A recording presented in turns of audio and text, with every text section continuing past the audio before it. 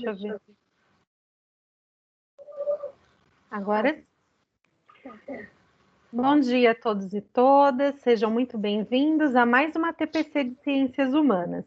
E hoje vamos ter uma participação, uma dupla participação dos PCNPs de Tecnologia, a Juliana Moleiro e o Renan. Sejam bem-vindos e, por favor, falem um oi aí para o pessoal para a gente iniciar o nosso trabalho árduo de hoje. Olá, bom dia a todos. É sempre um prazer aqui conversar um pouquinho com os professores de Ciências Humanas. E nós estamos aqui hoje para uma conversinha com vocês. Faz tempo que a gente não vem por aqui, né, Marina? Verdade, você estava sumida, hein, Ju? E agora eu tenho reforços. Bem, o Renan veio aí a somar forças na tecnologia e nas ciências humanas, não vamos esquecer disso, né, Renan? Exatamente. Muito bom dia a todos que estão aqui participando com a gente dessa TPC. Então, tá bom. Hoje o pessoal de tecnologia vai estar aí trazendo para a gente, né, como que a gente vai fazer essa migração para o sistema do diário digital, como que a gente vai ter que implementar essa nova prática, que será obrigatória a partir do ano que vem, para que a gente já vá aí se preparando, né, para não ter nenhuma surpresa, né, Ju? Então, hoje nós vamos tratar também sobre ensino híbrido, as suas vantagens, os desafios, e no final da nossa reunião, aí eles vão estar trazendo aí esse trabalho de tecnologia para nos apoiar. Então, mais uma vez, sejam todos bem-vindos e muito obrigada pela participação de todos. Vou começar o compartilhamento, tá bem?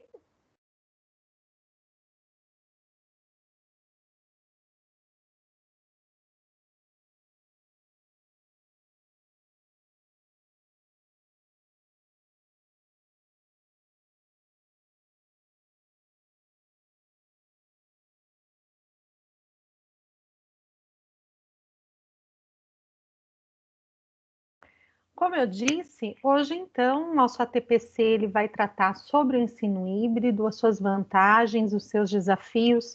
É um tema sensível, uma vez que a gente está nesse cenário de pandemia, de estudos remotos, mas com a possibilidade de um possível retorno, né, em algum momento, no início ou mais para o meio do ano que vem. Aí a gente vai depender dos protocolos de saúde e de segurança, mas é importante que a gente tenha o conhecimento de como implementar esse ensino híbrido, que pelo que nós temos aí visto, né, dos indicativos da SEDUC, vai ser uma prática que nós vamos ter que implementar, né, no nosso trabalho. Então, retomando aí a questão da nossa pauta, vamos trabalhar o que é o ensino híbrido, seus objetivos, um histórico de como que começa esse ensino híbrido, que não é bem uma novidade, como as escolas inovadoras, né, trabalham essa questão do ensino híbrido voltadas para o desenvolvimento de novas habilidades. As suas vantagens, claro, né, que é uma proposta de trabalho que traz vantagens, que tem algumas características, né, de prática que nós vamos trabalhar também, como, por exemplo, como montar esse plano de aula voltado para o ensino híbrido, as ferramentas que a gente pode estar utilizando, mas não podemos esquecer que o ensino híbrido, assim como o ensino remoto, tem muitos desafios para nós, professores. Então, nós vamos falar um pouquinho de algumas dicas, de alguns facilitadores, e também vamos refletir o que esse ensino remoto, que a gente teve que trabalhar este ano de uma maneira imediata, né, de uma maneira que foi surpreendente, até mesmo na questão da gente superar muitas dificuldades que a gente nem imaginava que existiam, né, devido à pandemia, e como que o ensino remoto ele vai, de certa forma, influenciar, né, ou deixar um legado para o ensino híbrido. E isso não só numa visão de escola pública, mas de educação como um todo. E aí, na parte final, como eu disse, os PCNPs de tecnologia, a Ju, o Renan, vão trazer para a gente o trabalho, né, com o diário digital. Como que a gente vai fazer isso na prática a partir do próximo ano? Então, iniciando o nosso trabalho, nós vamos, primeiramente, conceituar o que é o ensino híbrido. Quando a gente pensa em ensino híbrido, muitas vezes as pessoas confundem como sendo uma metodologia. E, na verdade, é bem mais que isso, é um programa educacional.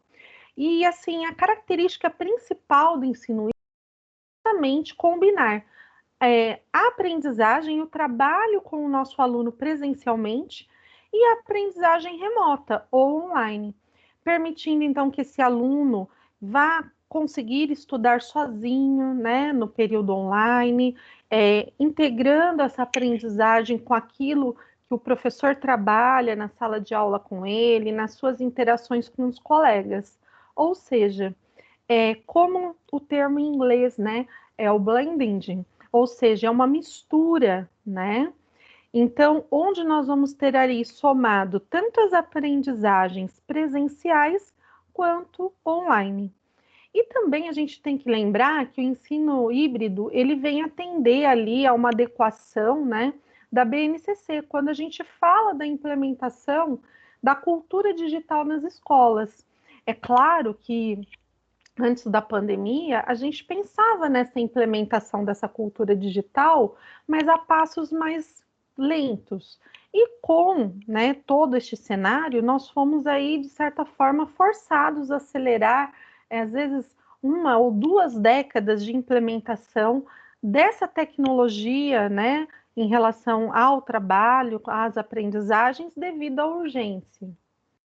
E os objetivos, né, dessa proposta de trabalho? É justamente fazer com que esse programa educacional ele una, né? Ele faça uma complementação entre a aprendizagem presencial e a aprendizagem à distância, online. Então, é uma forma também de trazer ali novos elementos para a aprendizagem dos nossos alunos que venha despertar maior interesse, motivação, engajamento com atividades diversificadas e personalizadas, de acordo com as aprendizagens, as necessidades de aprendizagem individuais desses alunos. Por quê? O objetivo é fazer com que as nossas aulas, né, elas não sejam aulas pautadas pela questão da média, né? Porque muitas vezes é isso que acaba acontecendo. A gente planeja aulas para o aluno mediano. E aí, se a gente parar para pensar, será que todos os alunos são medianos em todos os componentes curriculares? Então, nós temos estudos que mostram que não. Então, a gente tem que personalizar esses roteiros de estudo, essa aprendizagem, e como fazer isso? Com essa integração, né? Com essa complementação entre as aprendizagens, né, no ambiente da sala de aula, presenciais, e as aprendizagens à distância.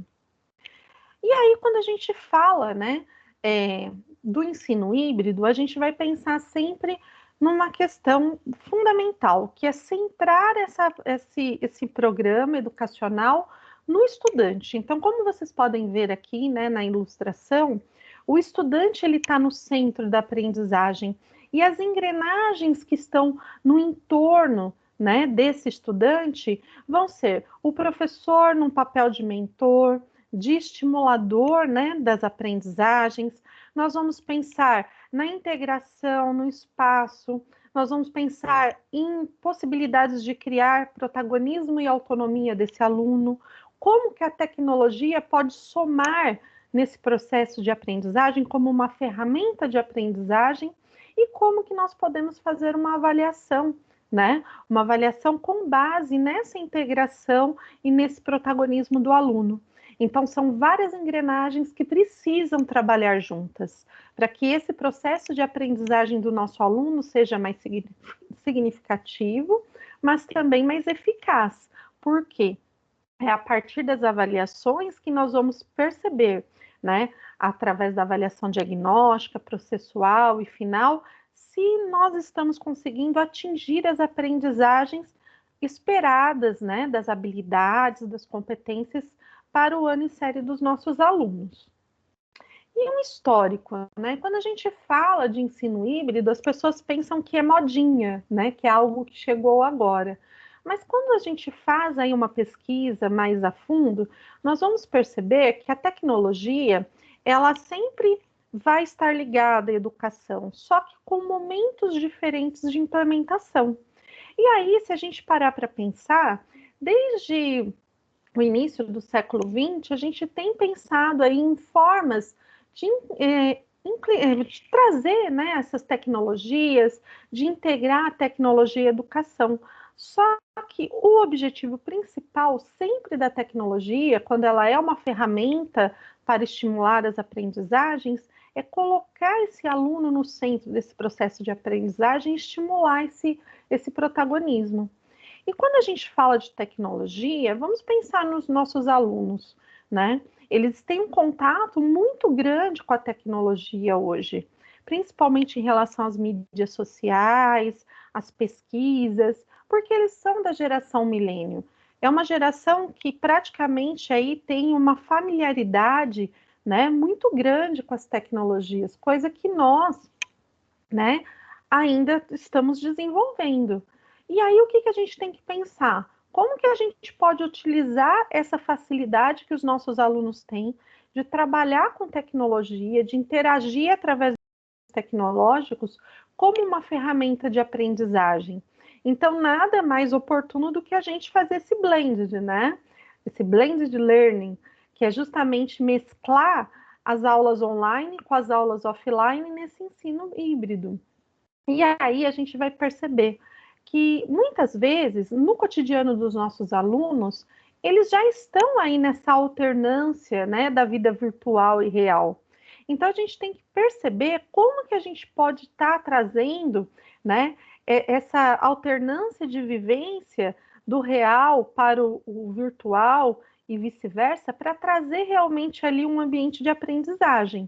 E que essa aprendizagem também seja algo concreto para os nossos alunos. E aí a gente tem que pensar, e aí o professor, né? O professor vai ficar só de adereço nesse processo? De forma alguma. O professor, ele é fundamental, porque a tecnologia, ela é uma ferramenta. Só ela, por ela mesma, ela não vai fazer com que o aluno aprenda. É necessário ter a mediação, ter a tutoria do professor.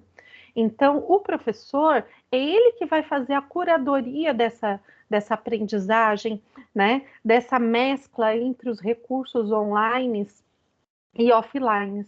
É aí que o professor vai poder trazer o quê? Aquele know-how que ele tem, aquele feeling que ele tem, aquela sensibilidade que ele tem para fazer esse equilíbrio entre o virtual e o real.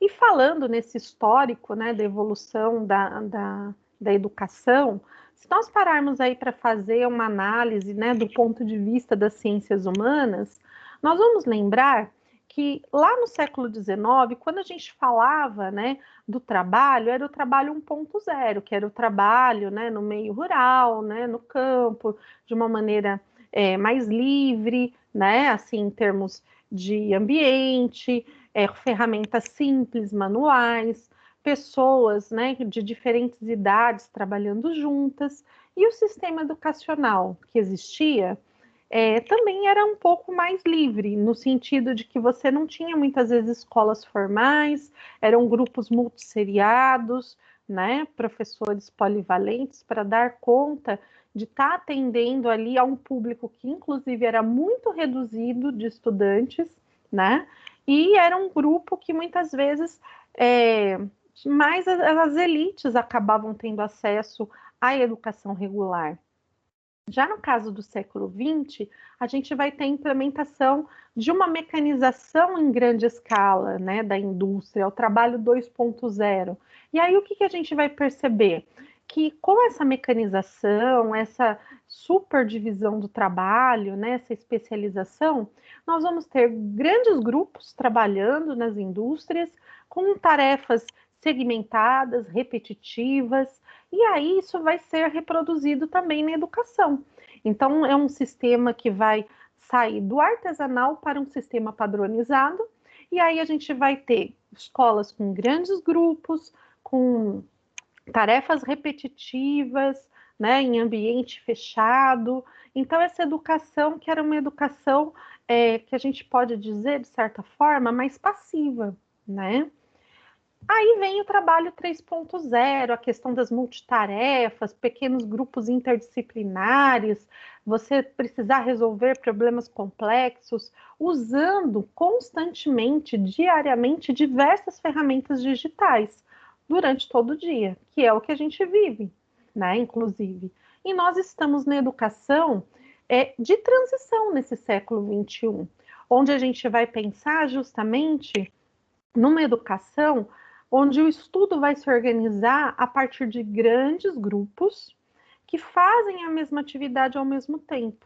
E aí vai ser necessária uma reconfiguração, uma nova configuração, que é o que nós estamos vendo, que quando se fala no ensino híbrido, ele seria um dos programas educacionais aliado aí à tecnologia para chegar numa educação 4.0 mais personalizada, mais holística e que traria aí uma formação global, né, dos nossos alunos.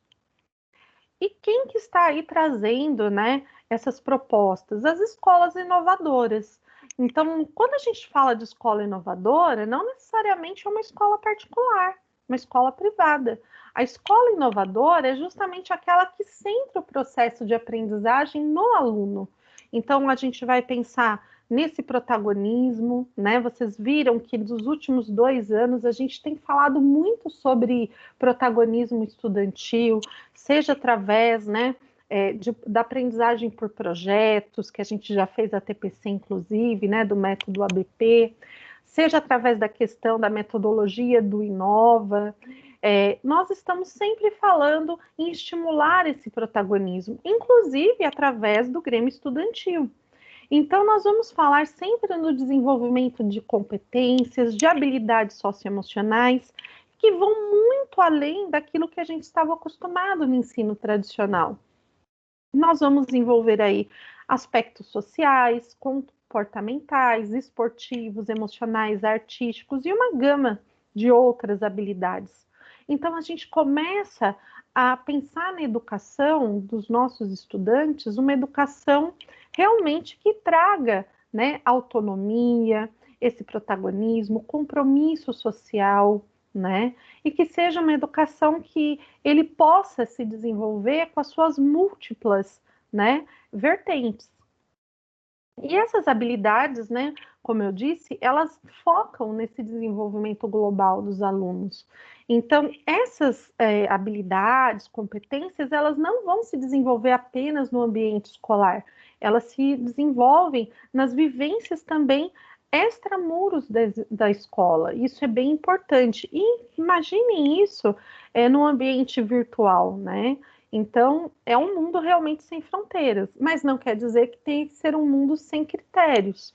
Então, daí, mais uma vez, a gente ter a importância, né, do professor aí exaltada, a importância do currículo como sendo a base, né, e também o norte para essas aprendizagens dos nossos estudantes. E falando em habilidades, né, do século XXI, essas novas habilidades que contemplam essa formação global do nosso estudante, nós temos aqui uma lista de quais seriam elas. O pensamento crítico, a aprendizagem ativa, vocês percebam que o aprender fazendo, a cultura maker, o fazer com que o nosso aluno questione o processo de aprendizagem, né, as suas dificuldades, isso é super importante, porque ele vai desenvolver, a partir desse pensamento crítico, da aprendizagem ativa, ferramentas para lidar com essas novas pressões e demandas da sociedade do século XXI. A criatividade, originalidade, resolução de problemas complexos, aqui entra bem aquela metodologia do método ABP, flexibilidade cognitiva, quando a gente fala, né, em projeto de vida, isso é super importante. Inteligência emocional, o trabalho em equipe, a gestão de pessoas, negociação. Então, aqui eu já faço até um gancho com a questão da participação política dos nossos alunos, tomada de decisões, então você ter assertividade e orientação a serviços. Então, são todas habilidades muito importantes e que são realmente necessárias para que o nosso aluno ele possa se sentir preparado para enfrentar, né, esse mundo pós-pandêmico, um mundo de incertezas, um mundo de uma sociedade fragmentada que nós estamos vivendo atualmente, uma sociedade que teve, inclusive, se a gente parar para pensar, muitos retrocessos, né, políticos, sociais, e até, de certa forma, de uma afronta, né, ao pensamento científico que nós vivenciamos nesse ano de 2020. Então, trazendo essas habilidades, nós vamos dar ferramentas para que esses jovens possam aí ressignificar esse papel deles, né, na sociedade, na ciência, na cultura e na política. E aí nós vamos falar um pouquinho agora das vantagens do ensino híbrido. É claro que tem os calcanhares de Aquiles, né? Nada é perfeito. Mesmo porque, quando a gente fala de ensino híbrido, né, uma das maiores referências hoje no nosso país é a Lilian Bassic. Só que quando a gente para ver as palestras da Lilian, né, a gente vai perceber que ela mesmo tem algumas críticas. Por quê? Quando a gente fala do ensino híbrido, ele foi pensado como um programa educacional lá para os Estados Unidos, nas escolas charters, que são aquelas escolas experimentais, né? E quando a gente para pensar em como implementar o ensino híbrido no Brasil, é claro que a gente não vai conseguir implantar de uma maneira igual, porque as características são muito diferentes. A gente fala de características de acessibilidade a recursos, acessibilidade à conexão, a própria questão da formação dos professores, que é algo novo para a gente, essa questão das tecnologias. Então, é claro que tem que se fazer um filtro e ver aquilo que é possível de ser colocado em prática neste momento e aquilo que ainda demanda de um maior amadurecimento e de maiores recursos para que seja implementado. Perdão, foi para trás. E aí, quando a gente fala das vantagens, então vamos falar primeiro daquilo que é positivo. Então, a gente vai ver que estudar, né, de maneira online, de maneira remota, faz com que os alunos se coloquem numa postura de buscar, né, utilizar novos recursos digitais, de perceber que é possível aprender para além dos muros da escola. Então, nós percebemos que aqueles alunos que tiveram acesso, né, aos meios para fazer a aprendizagem remota, que conseguiram estar engajados, eles conseguiram perceber que é possível, né, apesar das dificuldades, fazer aprendizagens, desenvolver aprendizagens dentro e fora da sala de aula. Então, com isso, a gente desenvolve a habilidade da autonomia. Só que isso depende também de uma grande conscientização, apoio da família, né? Então, a gente sabe que não depende apenas do professor. E o que caracteriza essa inovação do ensino híbrido é a ideia do aprender em qualquer lugar, a qualquer momento, né? E com diversos instrumentos. Então, nós já falamos disso também, as primeiras ATPCs que nós fizemos, né? Que é justamente pensar numa aprendizagem como algo fluido, algo que está em todo momento, né? E valorizar as aprendizagens também pré-existentes dos nossos alunos. E isso nós vivenciamos muito este ano, né? Quantos alunos nossos que vieram a nos ajudar a implementar aí as aulas online, a fazer vídeos, porque tinham um conhecimento de tecnologia muito maior que o nosso, inclusive. E falando ainda em vantagens, além da autonomia, nós também pensamos aí que o mundo virtual, apesar de nós estarmos aí com distanciamento social, fisicamente afastados, mas através do online nós conseguimos aí estabelecer uma aproximação, né, entre pessoas, através das redes sociais, das interações, e ao mesmo tempo perceber as diferentes realidades sociais, né, não só dos alunos, mas dos professores, e pensar em como personalizar esse ensino. Porque lembra quando eu falei, né, em ATPCs passadas, não sei se vocês lembram, podem comentar aí no chat, justamente, cada professor tem o seu jeitinho de dar aula, e mesmo quando a gente está aqui, né, trabalhando com as tecnologias, cada um tem o seu feeling, tem o seu know-how, né? E vai conseguir estar fazendo aí uma adaptação daquilo que a gente fala aqui como sugestões de metodologia, de alternativas, né, de trabalho, e você vai conseguir filtrar aquilo que é possível, aquilo que não é na sua realidade e aquilo que faz sentido você trabalhar com o seu aluno. Então, essa personalização do ensino é assim a expressão-chave, quando a gente fala, inclusive, do ensino híbrido. Então, a gente vai buscar atender às necessidades individuais de aprendizagem dos nossos alunos. Vocês lembram que a gente sempre fala também que uma das características, né, quando a gente fala da legislação, da LDB, né, e da BNCC e do próprio currículo paulista, é assegurar, é garantir os direitos de aprendizagens dos nossos estudantes. Então, como que eu garanto esses direitos de aprendizagem? Não só com o acesso, mas a permanência, né, na escola, através de mecanismos que eu vou criar para atender as diversas dificuldades ou potencialidades do meu aluno. E o ensino híbrido, ele vai conseguir trazer através, né, desse blend de tecnologias com o ensino presencial, com esse know-how do professor, que nós atendamos a essa demanda. Então, a gente vai conseguir trabalhar com os nossos alunos essas habilidades, essas competências que são esperadas pelo novo mercado de trabalho, né, que vão trazer esse desenvolvimento global, esse desenvolvimento total do nosso aluno. E os professores, né? Como que a gente vai aplicar esse ensino híbrido? É claro, as dificuldades são muitas, né? Não é só colocar um monte de computadores nas escolas ou só distribuir recursos físicos, né? Ou de conexão. Você tem toda uma questão da necessidade do professor fazer essa orientação de estudos, né? De ter essa curadoria e essa mentoria para poder articular, né, os recursos online e offline. Então, quando a gente fala do uso desses recursos, é justamente mesclar os recursos, de certa forma, para que eles se complementem e reforcem, né, as nossas estratégias, né, de ensino e aprendizagem.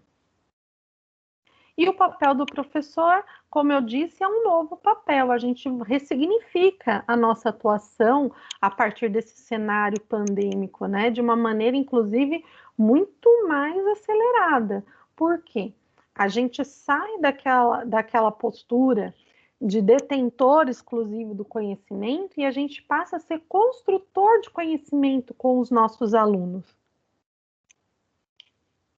onde nós passamos aí a um papel de mentoria, de curadoria e muito de estimular a interação, a colaboração e o envolvimento dos alunos.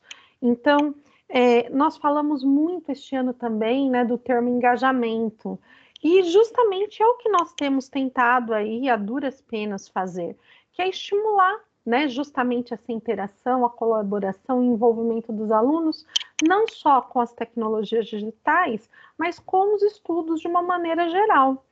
Então, uma coisa que é muito importante é sempre pensarmos na nossa formação continuada.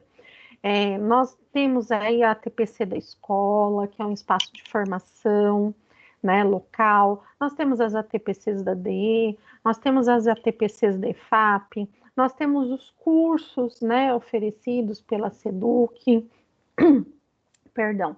Inclusive, nós, enquanto profissionais, estamos sempre aí buscando seminários, participar, né, de palestras, estarmos aí atentos a cursos de instituições, onde a gente pode estar buscando sempre aprimorar o nosso processo, né, de ensino e aprendizagem.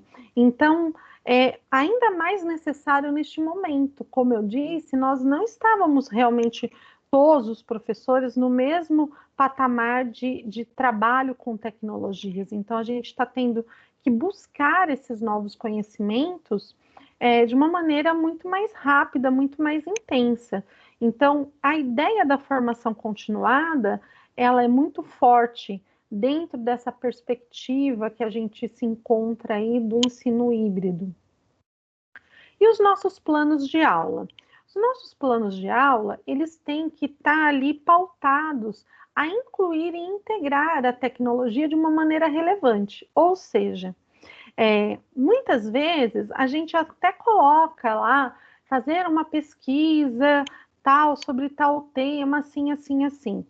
Só que agora a gente tem que pensar que quando a gente fala do ensino híbrido, é mesclar o online e o offline, é mesclar a nossa palestra, a nossa exposição oral, a nossa explicação com esses recursos, com essas ferramentas digitais. Então, eu posso estar trazendo para a minha aula, né, ali, dentro de um formato digital que seja realmente significativo, textos auxiliares, discussão em fóruns online, então, através ali do chat, se vocês estão utilizando, né, o Google Meet ou o Teams, está fazendo ali o uso de plataformas online, trazendo materiais multimídias como infográficos, né? Entre outras ferramentas que a gente já conhece e está tentando implementar. Então, quando eu falo de um plano de aula na perspectiva do ensino híbrido, estar trazendo a tecnologia, mas de uma maneira relevante para esse processo de aprendizagem, não como um apêndice. E aí, mais uma vez, o que a gente pode estar trazendo para se tornar real, né, esse ensino híbrido? Debates, a nossa orientação através de chats, né, através de mensagens diretas para os nossos alunos, usar os diversos aplicativos, plataformas digitais, pedir pesquisas de campo, e essas pesquisas de campo, elas podem, inclusive, ser feitas de maneira online, leitura, né, de textos diversos em plataformas, resolução de exercícios, então a gente pode até usar aquela TPC que a Ju participou, né, da elaboração de atividades através do Google Forms, né, ou de outros aplicativos, e trabalhar também a questão dos projetos, né, a metodologia ABP, então atividades makers, né, atividades mão na massa, integrar isso de uma maneira onde a tecnologia realmente se faça presente e se faça ali como uma aliada de tudo aquilo que a gente faz dentro da sala de aula. E quando a gente fala, né, em como utilizar ferramentas online para estar trazendo ali uma aprendizagem mesclada, né, uma aprendizagem blended, né, nós vamos falar de modelos. Que modelos que a gente pode utilizar que são plausíveis para a nossa realidade? Então, algumas possibilidades de integrar, de combinar o online, né, com o offline. Nós podemos falar da rotação por estações, nós já falamos em algumas ATPCs passadas. Dá para fazer, no caso da rotação, algumas atividades onde você vai ter ali uma nova configuração da sala de aula no presencial, dá para fazer online também. Então, você divide os alunos em grupos, cada grupo em cada conjunto de mesas ou cada sala, né, do Google, você consegue ali fazer atividades diferenciadas, mas que se complementam e que conversam entre si. Os alunos vão migrando de uma mesa, né, ou de uma atividade para outra, então eles vão se alternando. Essa rotação, ela pode ser feita entre atividades presenciais e online, essa rotação ela pode ser híbrida também. A sala de aula invertida, que nós já falamos também, que é justamente inverter esse processo. Muitas vezes a gente trabalha toda a parte teórica, né, na sala de aula, e a gente pede as tarefas, a resolução de exercícios em casa. E o que a sala de aula invertida ela propõe? Ela propõe que nós passemos as pesquisas para os alunos, eles vão fazer essa busca, vão trazer os resultados, a gente faz a discussão e a mediação dos conhecimentos em classe, seja isso através do presencial ou também nas aulas, né, que a gente faz as reuniões online, faça a discussão, tiram-se as dúvidas, se elencam possibilidades, se passam exercícios para serem resolvidos com a presença do professor, que vai então circulando ali entre os alunos e vai tirando as dúvidas especificamente. Então, isso é bem bacana, é algo que não é tão difícil de implementar, mas precisa também, no caso desse aluno, ter os recursos para que ele possa estar fazendo essas pesquisas, né? Lógico. O Flex, o modelo Flex, então, os alunos, através dos recursos digitais e sempre com muito mais autonomia, o modelo Flex, ele vai, então, fazer as pesquisas daquilo que realmente ele tem maior interesse, ele tem maior foco, e aí ele traz para discussão na sala de aula. Então, é um modelo onde essas pesquisas, elas são mais livres, né? Então, no caso da sala de aula invertida, o professor direciona mais, é mais próximo do modelo tradicional de aula que a gente conhece. O modelo Flex, não.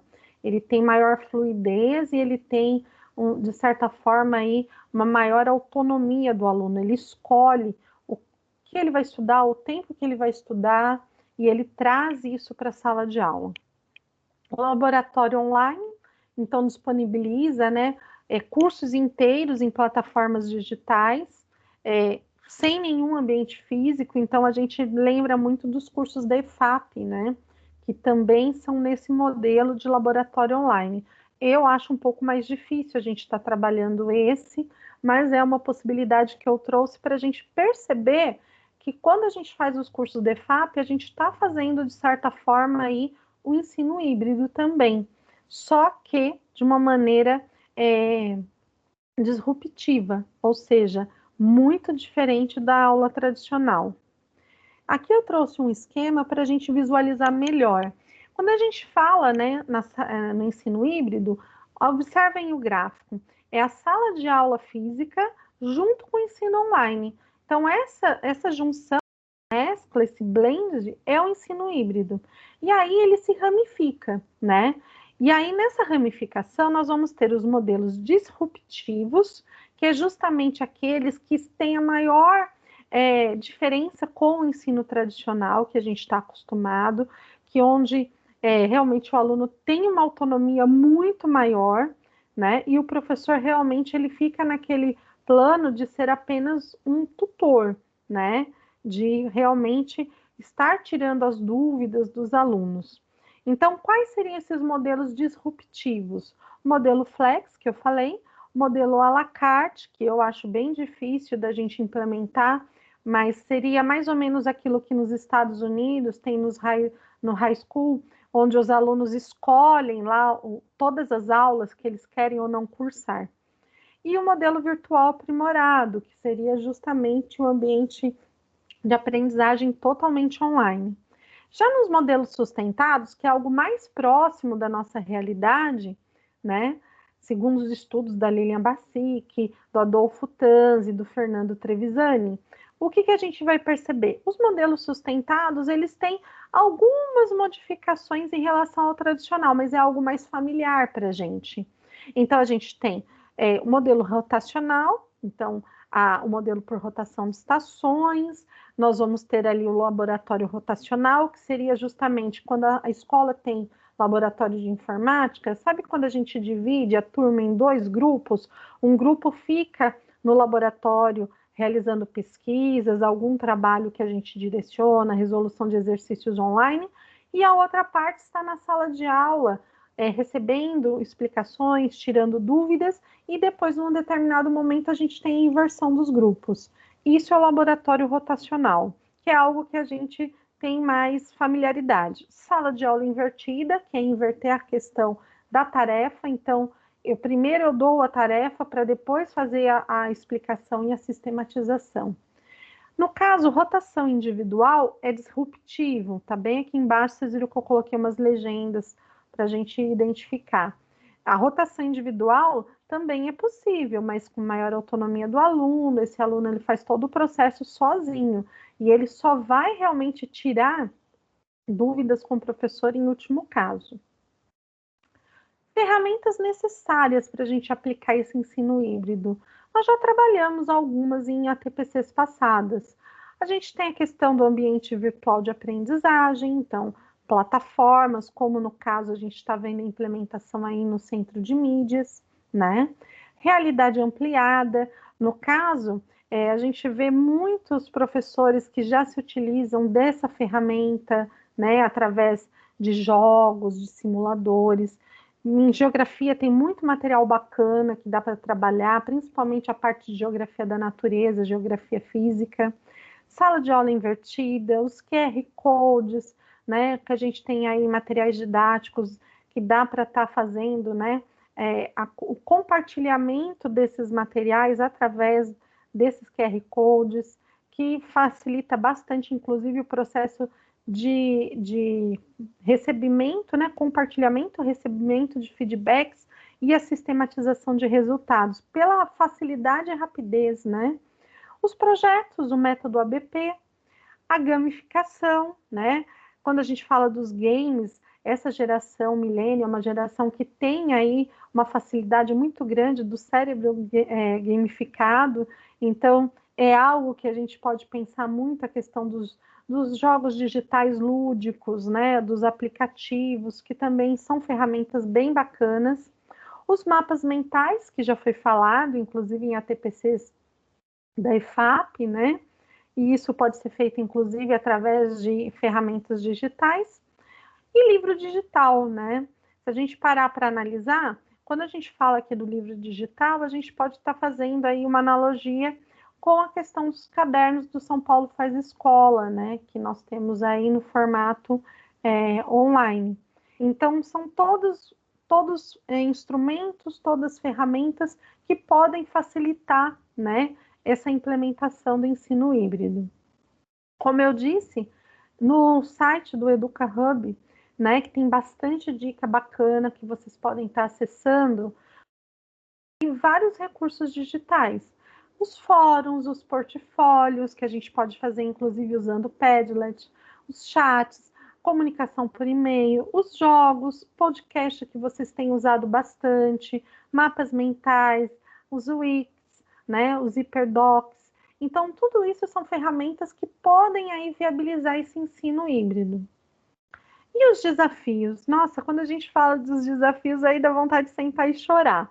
Por quê, gente? Quando eu falo em trazer aqui o ensino híbrido, a gente traz essa proposta de trabalho, mas é claro que a gente tem noção de que os desafios são imensos. Mas é uma realidade que está posta.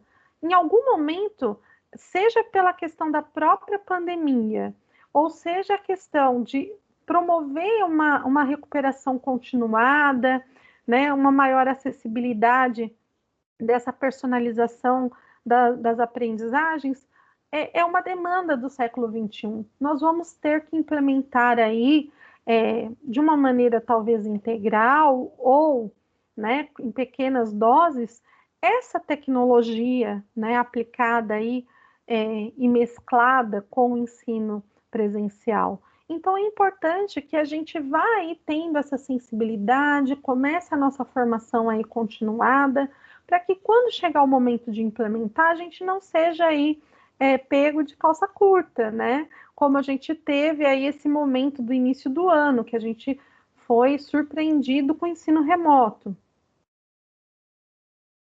Desafios para os professores, eu sei que são imensos, né? Até coloquei aqui a questão da imagem, que um dos maiores desafios é a questão da organização do tempo, né?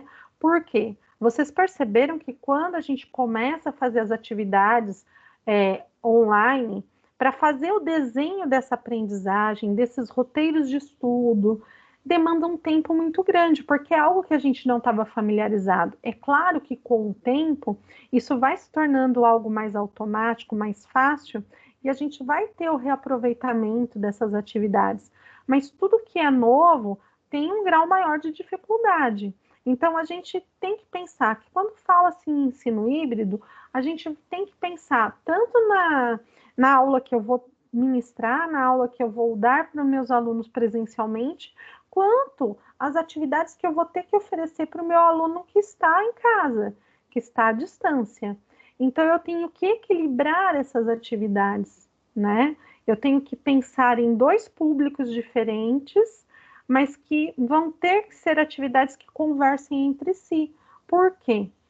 Em algum momento, se a gente voltar para o presencial e tiver o rodízio, né, a alternância de grupos, essas atividades têm que conversar entre elas para que tenha uma continuidade, né, dessas sequências didáticas.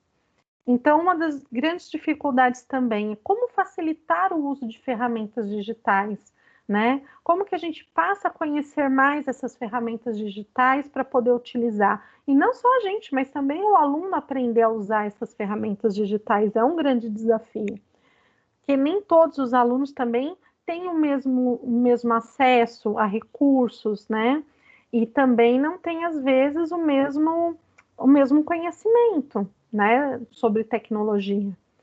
Dar feedbacks aos alunos em tempo real, isso também é bem difícil, porque a gente tem diferentes turmas, a gente acompanha as aulas do centro de mídias, tem as nossas aulas, então o dar o feedback também é um grande desafio que a gente tem que pensar em como está viabilizando isso.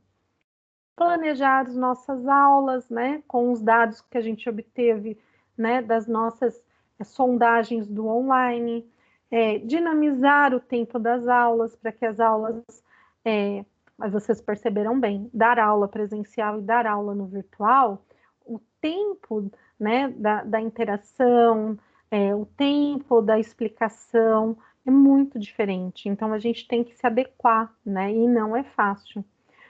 Uma dica, né? Quando a gente for pensar, né, nesse ensino híbrido, a gente pode inclusive fazer lives, né?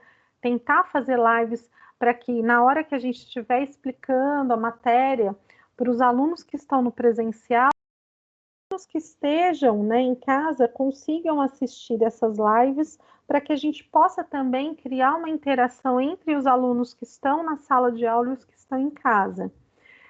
Isso não caracteriza exatamente o ensino híbrido, mas já é um início para a gente conseguir equilibrar a questão do tempo e integrar o remoto e o presencial. As lives são algumas tentativas, né, de estar articulando melhor, né, esse tempo que a gente vai ter, porque senão nós vamos ficar aí realmente com a agenda comprometida.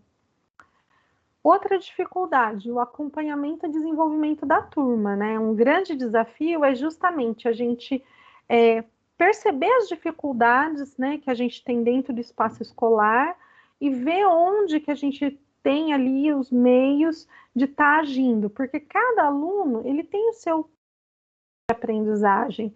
E isso muitas vezes, dentro do ensino à distância, é muito difícil da gente perceber. Então, a gente tem que estar cada vez mais atento para identificar essas dificuldades para poder ajudar os nossos alunos. E como que a gente faz para identificar?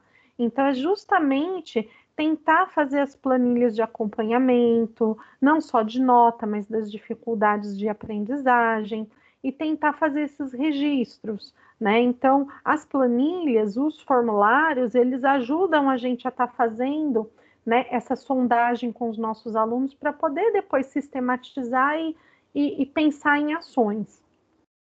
Comunicação com as famílias, algo também que é muito difícil, né? A gente percebe que quando nós estávamos no presencial já era um desafio. Tinham muitas famílias que não apareciam nem na reunião de pais, às vezes nem para fazer a matrícula do filho. Então, às vezes, a gente pensava, né, como que a gente vai desenvolver uma parceria com essas famílias se a gente não tem esse contato? Com o ensino à distância, a gente percebeu que esse contato com a família ele é ainda mais essencial, justamente para que essa família acompanhe e possa ajudar no engajamento do filho. E aí, a gente tem que ter muito cuidado com a nossa comunicação, ela não pode ser truncada, né? Nós temos que ter um canal aberto de comunicação, com regras, mas ao mesmo tempo que deixe ali um canal aberto para que a gente possa fazer uma escutativa das famílias também. E uma possibilidade é fazer momentos, né? Para que possam ser ali feitas reuniões, seja semanal, quinzenal, ou algum outro cronograma que a escola ache mais adequado, para que a gente possa fazer esse atendimento, ouvir as dificuldades, fazer ali as orientações e os encaminhamentos. E é uma forma, inclusive, de tranquilizar, né, esses pais, principalmente aqueles pais que são mais comprometidos, que estão preocupados frente a todo esse cenário que a gente vive. Principalmente os alunos dos anos finais, a gente vê ainda um maior comprometimento e uma maior, né, de muitos pais aí preocupados com essas aprendizagens, com a recuperação. Aqui, gente, eu trouxe também algumas dicas de facilitadores da aprendizagem híbrida. Por quê? Como eu disse, é tudo muito novo. Então, a gente está engatinhando nesse processo. Esse ano foi um ano aí de descoberta, né?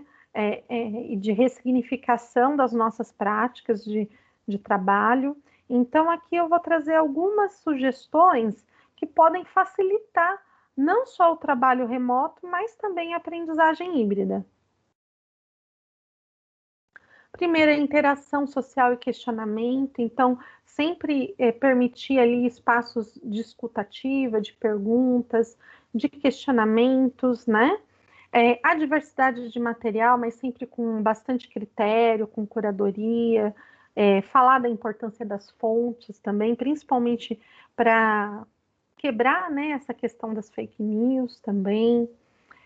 Aprendizagem receptiva, isso é muito importante, principalmente quando a gente tem interação com os novos conhecimentos, é importante que seja um processo dinâmico. O aluno, ele perceber a relação que ele tem recebida, mostrar o quão significativa é essa aprendizagem que ele está desenvolvendo.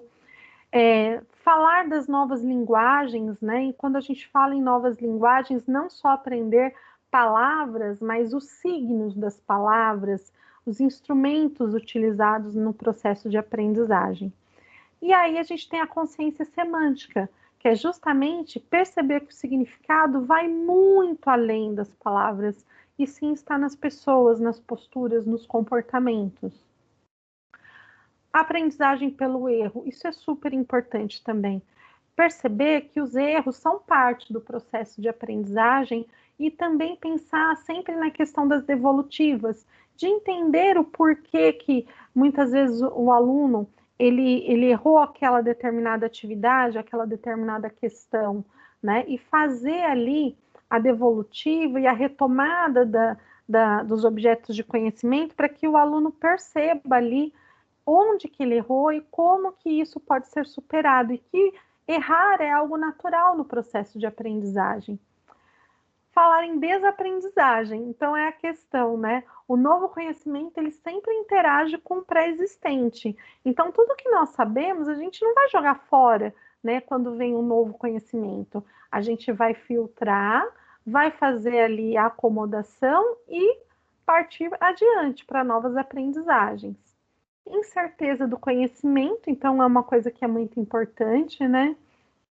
Quando a gente pensa na incerteza, é pensar principalmente no conhecimento científico, que ele está sempre em mutação, em transformação.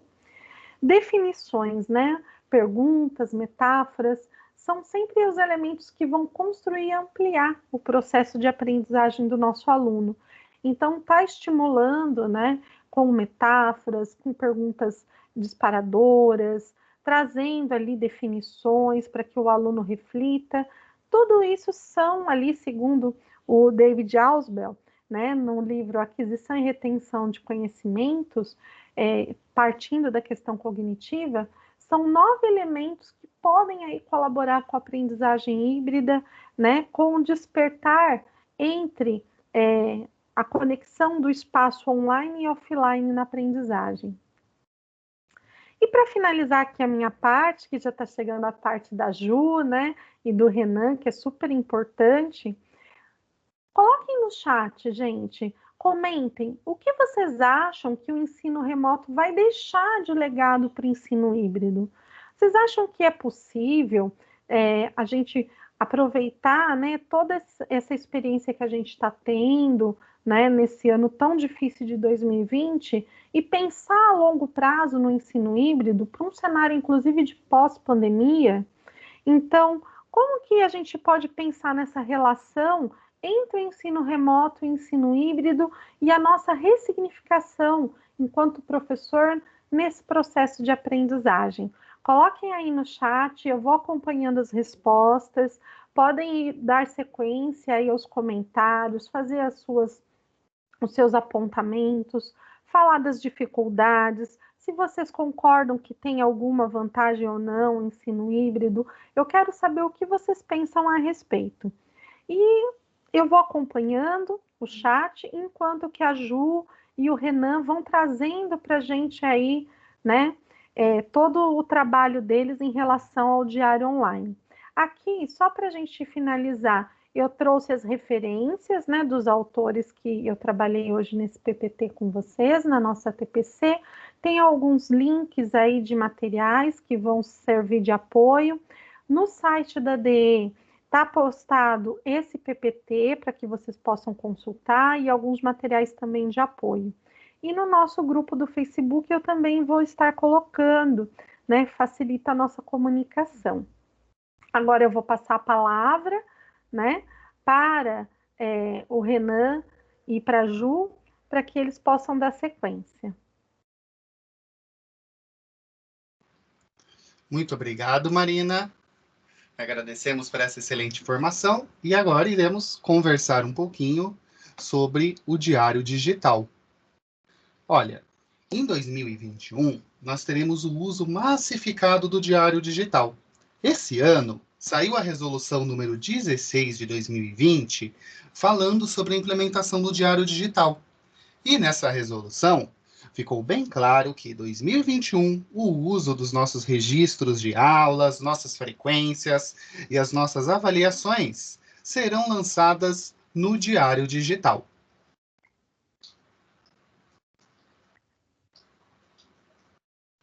Quando a gente fala do diário digital, a gente tem duas versões dele. Nós temos uma versão para celular, o aplicativo, e nós temos a versão da sede. Então, você, professor, pode usar o diário digital, tanto no seu celular, quanto através da web, utilizando a versão dele online, que está dentro da sede. Quais que são as funcionalidades do diário digital? Você pode realizar o lançamento de frequências, o registro de aulas, a avaliação e o fechamento. O que você fizer no seu diário de classe será integrado com a sede quando você sincronizar o aplicativo. Então, você não perde os dados. Os dados estão dos dois lados, tanto na sede quanto no diário de classe, que é o aplicativo. Vamos lá. Então, para começar as funcionalidades do diário, nós vamos apresentar as funções mais básicas deles, começando através das turmas e mostrando a integração dele com o calendário da sede também. Quando você acessa o seu diário digital, lá você tem acesso a todos os dados dos seus alunos. Você tem acesso aos nomes completos deles, as datas de nascimento, se ele é transferido, se ele não é transferido. Você também tem acesso ao dado dos responsáveis. Você tem acesso ao e-mail dele da sede, tudo através do seu diário digital ou utilizando a sede. Qual que é o objetivo disso? Eliminar aqueles erros que aconteciam quando a gente manipulava aquelas listas de papel, que a gente não sabia se o aluno é transferido, se ele não é transferido, ou o aluno foi transferido, a gente não ficou sabendo. Utilizando o diário digital, a gente não terá esse problema. A partir do momento que o aluno for transferido, ele já constará como transferido na sua lista. E sobre o calendário, como saber o dia que eu dou aula? Bom, o calendário, ele migra da sede para o seu diário. Então, todos os dias que você não dão aula já estarão praticamente fechadinhos nele. Os feriados também você não consegue digitar, então não acontecerá erros de registro de você lançar uma aula num dia de feriado, ou você ficar na dúvida se aquela sexta-feira é letivo ou não, porque ele é integrado. Outro ponto muito importante é que aquela lista provisória que a gente tinha no começo do ano, que depois a gente muda para a lista definitiva, o Diário Digital faz essa migração sozinho. Você lançou frequência para o aluno em fevereiro, essa frequência continuará com o aluno. Ou seja, as coisas são integradas, as coisas são sincronizadas, o que vai nos evitar erros de manipulação e vai nos simplificar o dia a dia em sala. Então, vamos lá. Vamos às partes que a gente usa no dia a dia com o Diário Digital. Vamos falar sobre o registro, frequência e avaliação. Quando a gente fala de frequência, o que a gente tem no Diário Digital? Bom, vocês podem ver aí na tela os dois campos de frequência. O do lado direito, vocês podem ver a telinha projetada do celular e no lado esquerdo a tela da sede. O que nós temos? Todos os alunos naquele dia da sua aula já estarão com sua presença marcada. Qual o seu papel? Marcar se o aluno faltou ou se aquela contabilização de frequência não se aplica, certo? Então, entrou para fazer a chamada na sua aula, você faz a chamada marcando os alunos que faltaram. Não existe a necessidade de marcar que o aluno está presente, porque todos já virão com presença. Se você tem duas aulas, basta você marcar que a mesma chamada se aplica para a primeira ou para a segunda aula, que o sistema migra de uma aula para outra, ela estando no mesmo dia. Quando você faz o lançamento das aulas, você seleciona o horário da sua aula. Então, se é das 7 às 7h50, das 7h50 às 8h40, você seleciona o dia também. Cuidado para não marcar no horário errado. Se você, professor, marcar a sua frequência na aula errada, no horário errado, se sua aula é das 7 às 7h50 e você marcar ela das 7h50 às 8h40, o professor dessa segunda aula não conseguirá registrar. Então, se atente a registrar as aulas dentro do horário que elas foram realizadas, justamente para evitar confusão. E sobre o registro de conteúdos? Bom, o Diário Digital já traz separado todos os conteúdos dentro do currículo. Então, não é necessário você ficar caçando no currículo para saber exatamente qual é a habilidade, qual é o descritor que você está aplicando naquela aula para transcrevê-lo para o diário. Porque o Diário Digital já traz esse material separado para você, já traz as habilidades dentro de cada conteúdo, todo separado e todo dentro do conteúdo daquela classe. Então, quando você acessa o Diário Digital para realizar o registro da aula de um nono ano, por exemplo, na História, o conteúdo de História do nono ano já aparecerá para você. Você simplesmente marca o conteúdo. Mas e se for necessário colocar uma observação? Bom, o Diário Digital também traz um campo para se colocar observação. Se traz um campo também para você anotar o conteúdo dado, caso seja necessário, e também quais foram os meios tecnológicos utilizados. E falando de avaliação, pois bem, quando a gente faz a avaliação, ela já vira integrada com a média com os alunos. Então, é muito importante a gente se atentar na parte de avaliação. Em primeiro lugar, a gente seleciona o bimestre correto e o tipo de avaliação, e a gente já cadastra ela. Inclusive, a gente pode cadastrar no diário avaliações que não valem nota. Nós temos essa opção também para realizar o nosso registro. Quando você cadastra uma avaliação, você pode, assim que você agendá-la para o futuro. Então, no começo do bimestre, você já pode agendá-la, deixar agendadas as avaliações que você terá naquele bimestre. Depois basta entrar na avaliação e digitar as notas dos alunos. Ao final do bimestre, o sistema vai calcular as médias. Se você concordar com elas, você pode manter, e se você não concordar, você tem autonomia sim de alterá-la. Falando de avaliação, quando a gente entra em avaliação, então, você pode selecionar o tipo dela, uma avaliação, uma atividade, um trabalho ou outro tipo de avaliação.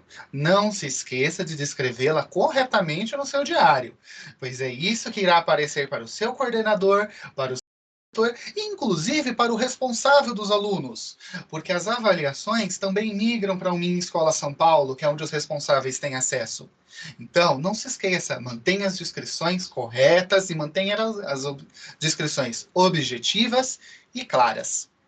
Falando da avaliação, ela comporta notas quebradas, mas lembre-se, a média final é com a nota inteira. Então, chegando no final do semestre para fazer o fechamento, não se esqueça de verificar aluno por aluno antes de fechar as suas notas.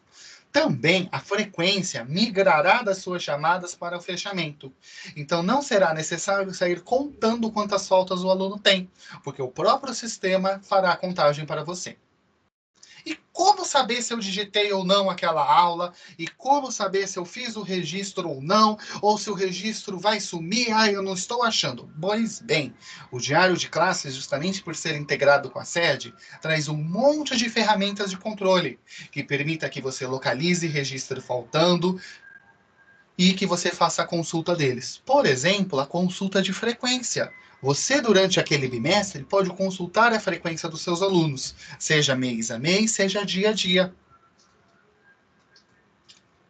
Quando você realiza a consulta de frequência, você pode perceber que ela é automaticamente contada pelo diário de classe. Você pode acompanhar a frequência do seu aluno, então, de maneira integrada, seja através dos meses ou seja através dos dias. Também você terá o controle dos dias que você realizou a digitação, do dia que você realizou o registro de aulas, para assim você não esquecer nada. Não se esqueça, professor, mantenha seu diário de classe atualizado. Lembrando também que as notas das suas avaliações podem ser vistas pelo PC e pelo diretor, através da sede, simplificando então a integração da escola. Renan, obrigada pela sua participação, as suas explicações foram muito boas. Eu creio que no chat, se os professores estiverem aí com alguma dúvida, você vai esclarecer, você e a Ju, né, que estão acompanhando o nosso chat. Também, se tiver alguma dúvida em relação a esses registros, né, vai ter a gravação da nossa TPC, os professores podem rever quantas vezes eles quiserem, né, Renan? E tirar aí todas as dúvidas, né? Porque vai ser uma ferramenta aí a mais para facilitar o nosso trabalho. Você falou, né, das listas provisórias, e eu acho que isso é uma grande tortura para todos os professores, né, fazer lista provisória e depois ter que passar tudo a limpo, que é um inferno.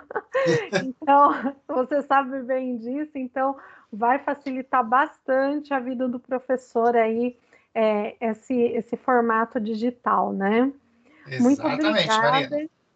E eu sei que vocês aí no núcleo estão à disposição.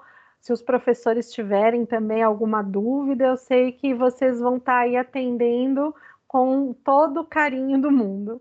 E agradecemos o espaço nesse TPC de Ciências Humanas que cedeu para nós. Imagina, vocês são sempre muito bem-vindos. Muito obrigado. Aqui agora, pessoal, a gente tem o link da nossa lista de frequência, da nossa TPC de hoje. Por favor, preencham para mim até o dia 30, né? Porque, perdão, até o dia 27, estou confundindo. Até o dia 27, para que a gente possa fazer o lançamento no CAD, tá? Então, por favor, que se você não teve tempo de assistir agora, né, só deu uma passadinha para dar uma olhadinha, responda a lista e assista com calma depois a TPC no seu tempo, no seu horário, tá bom? Então, eu vou aqui agradecer a todos, vou finalizar aqui para a gente abrir a tela, pessoal de tecnologia, para a gente poder dar um tchau para o pessoal, né?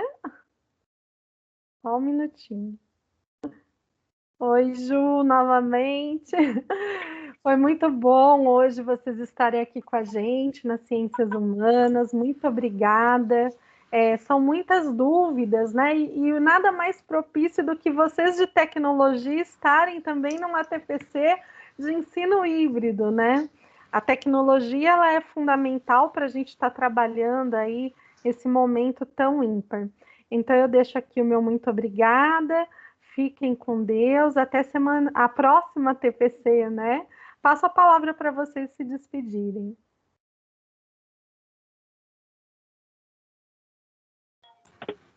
Deixa que eu deixo, né? Eu tô esperando o Renan.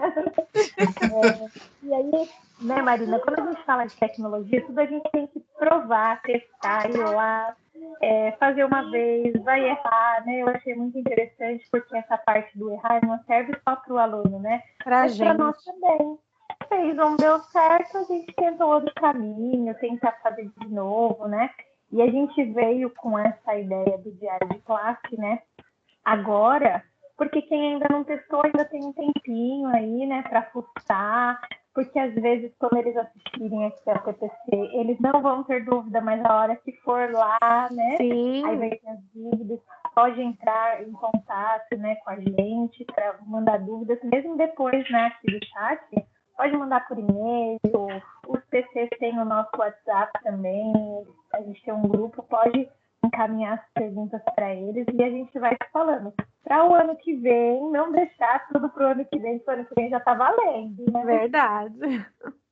Então, eu quero agradecer a oportunidade e muito obrigada aí a todos e um bom trabalho e um bom finalzinho de ano com muita força e fé que nós precisamos. Amém. Renan? Agradeço também e teremos um bom final de ano agora pela frente e muito obrigado. Tchau, gente. Obrigada. Até a próxima. Fiquem com Deus e cuidem-se. E vamos firmes aí na tecnologia. Obrigada. Vou encerrar a gravação. Tchau, gente.